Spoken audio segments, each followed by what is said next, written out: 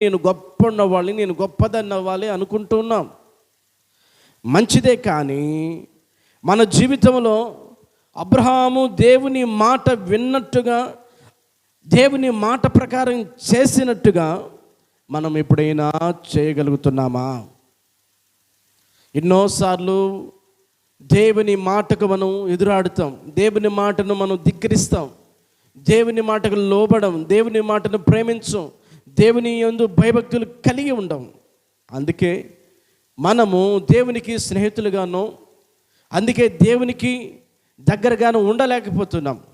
అబ్రహాము పరిశుద్ధ గ్రంథంలో మంచి స్థానాన్ని, మంచి ఒక పేరును సంపాదించుకోవడానికి గల కారణం, అబ్రహాము ఎలాంటి వాడయ్యా అంటే, అబ్రహాము యెహోవా చెప్పిన ప్రకారము చేస్తాడు.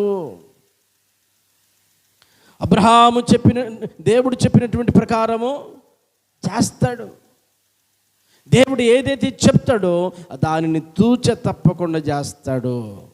ఇక్కడ యెహోవా అతనితో చెప్పిన ప్రకారం ఏం చెప్పాడు అంటే, గమనించండి, దేశము నుండి, అలాగనే బంధువుల యొద్ద నుండి, తండ్రి ఇంటి నుండి బయలుదేరమని చెప్పాడు.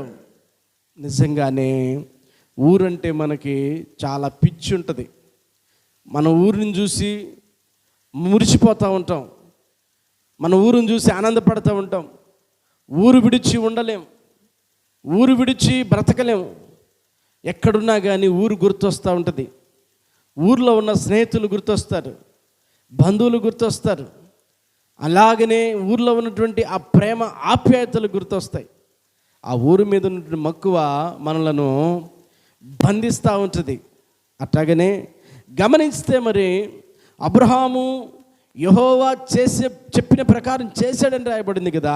ఏం చేశాడు అంటే, ఏం చెప్పాడు అంటే, దేశము నుండి బయలుదేరమన్నాడు, బయలుదేరాడు. అతనికి గ్రామం గుర్తు రాలేదు, గ్రామస్తులు గుర్తు రాలేదు, లేదు అతనికి ఉన్నటువంటి ఆ మమకారాలు,